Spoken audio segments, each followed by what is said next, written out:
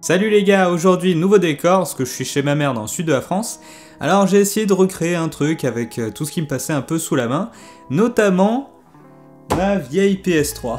Regardez-moi ce truc, vraiment, génération Soyuz, 7 kilos, c'était de la belle bête. Et avec tout ça, je me suis rappelé que c'était bientôt les Oscars, alors j'ai fait quelques recherches, et j'ai appris qu'il y avait plein de choses à savoir dessus.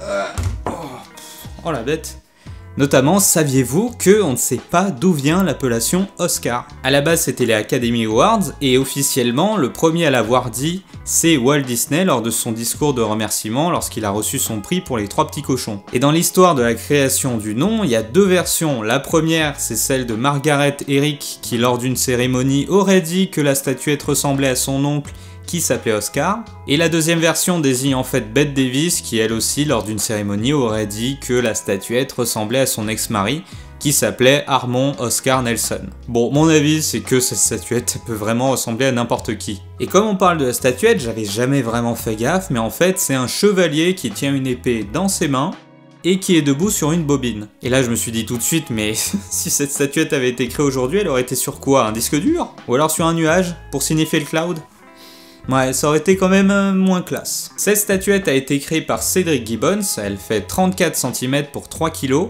Alors, c'est pas 3 kg d'or, c'est en fait du bronze plaqué or, parce que sinon ça aurait été trop cher qu'elle soit entièrement en or. Elle est entièrement faite à la main, il faut 10 heures de travail et elle coûte 850 $. Et depuis le début, c'est la même boîte qui les fabrique, qui se trouve à Chicago. Et je suis sûr que vous êtes déjà allé sur eBay pour voir s'il n'y avait pas un Oscar d'occasion, pour voir à peu près combien ça coûtait. Moi en tout cas je l'ai fait, et à chaque fois je trouvais rien. Et en fait il y a une raison très simple à ça. Tout gagnant des Oscars doit signer un contrat qu'on appelle le Winner's Agreement, et qui les oblige, si jamais ils veulent vendre leur Oscar, à d'abord le proposer à l'Ampass pour 1 € symbolique. Moi ça me ferait quand même un peu chier de vendre mon Oscar pour 1 $, je reformule. Ça me ferait un peu chier de vendre mon Oscar.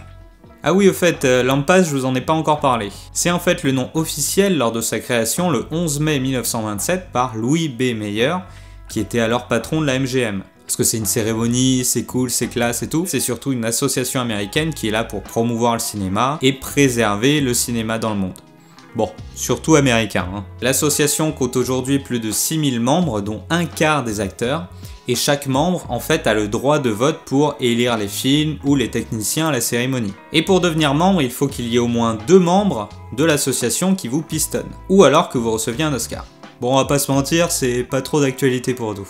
Honnêtement, il y a vraiment énormément de choses à dire sur les Oscars, je pourrais faire une vidéo d'1 heure dessus.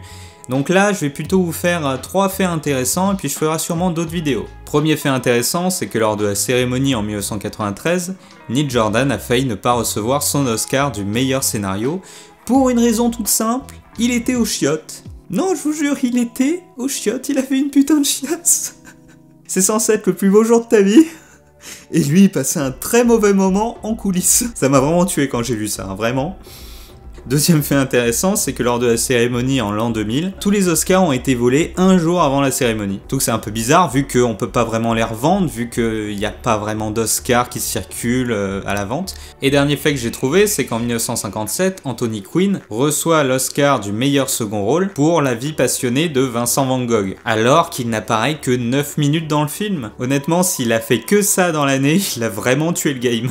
Voilà, c'est tout pour cette vidéo. Honnêtement, il y a vraiment énormément de choses à dire sur les Oscars. À chaque cérémonie, il se passe quelque chose. Mais là, je voulais faire une petite vidéo avant la cérémonie, bien sûr. Si vous avez la chance de la voir en direct, bah profitez bien. Moi, j'aurai les résultats le lendemain matin, comme j'ai toujours fait. Donc, si vous pouvez voir la cérémonie, profitez et pensez à moi. Si vous avez des anecdotes intéressantes, mettez-les en commentaire, ça pourrait être cool.